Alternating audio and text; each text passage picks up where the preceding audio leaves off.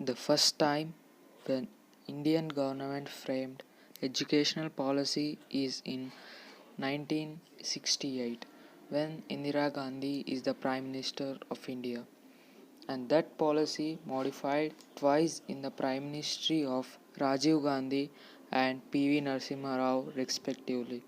Governments are changing and prime ministers are changing, but no change in the educational policy. After almost 3 decades, finally, under Prime Ministry of Narendra Modi, the educational policy modified for the third time.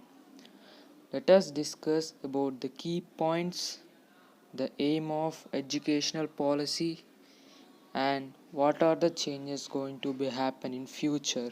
Let's start. Hey everyone, and welcome to my channel.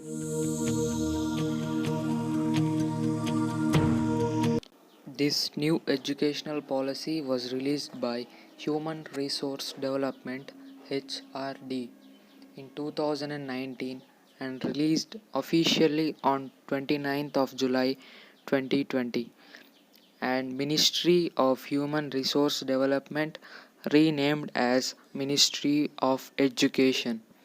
This new educational policy mainly focuses on the students' creativity and talent. Government target is to implement this policy successfully before 2030 throughout the India. This policy aims that to decrease the bag weight of students or bagless days. Students should be more creative and making them to be passionate towards studies.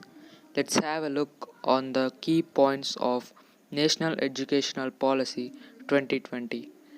In old educational policy, there is 10 plus 2 educational stands.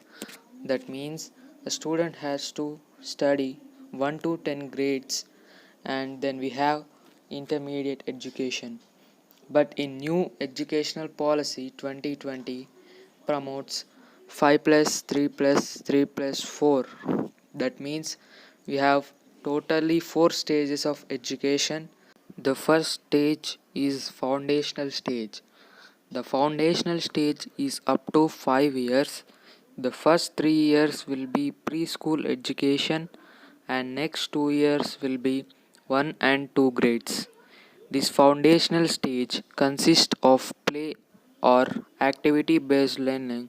It will also focuses on the behavior, cleanliness and hygiene, teamwork and cooperation learning exercises for students, which will increase children communication skills with elders and makes children discipline. Next, the preparatory stage. The students of 3 to 5 standards form preparatory stage. In this stage consists play based learning. The students will learn through interactive classrooms with adding some more subjects including mother language. Preparatory stage focuses on the skills like reading, writing, speaking, physical education, arts, and introduce subjects like maths and science. Next is the middle stage of education. The students of 6 to 8 standards will be in the middle stage. In this stage, students will get the subjects like maths, science, arts in advanced level than preparatory level. This stage includes two more subjects like social and humanities. And then we have the secondary stage of education. This stage is divided into two subcategories. Those are 9th and 10th standards and 11th and 12th standards. This stage will help students to be more creative and greater thinking, attention to life aspirations, and student to choose their interests. The second main point that is in the policy is to teach tri languages for students up to 8th grade. Students will learn two additional languages, including with their mother language. This will help students to communicate with others frequently. These three languages will be taught along with additional subjects. In these three languages, two languages must be Indian languages. This decision took by state government or students themselves. The point number 3 is cancellation of separation between arts and science category, curricular and extracurricular activities, and vocational and academic streams. The point number 4 is the board exams conducted only once in the past, but now the separate board for secondary education students has to write the board exams twice an academic year. These board exams test theoretical and practical knowledge of students. The point number 5 is the basic of coding and computer languages will be going to teach the students from 6th grade, and also the students who are interested in art and other skills will be able to learn that skills from smaller ages. Point number 6 is in past the projects were given in higher level of education like degree or more. By this policy, projects was given to students from 6th standard. Not that complicated projects, they'll depend on your age and knowledge. The point number 7 is extension of scholarship portal for ST, SC, BC and OBCs.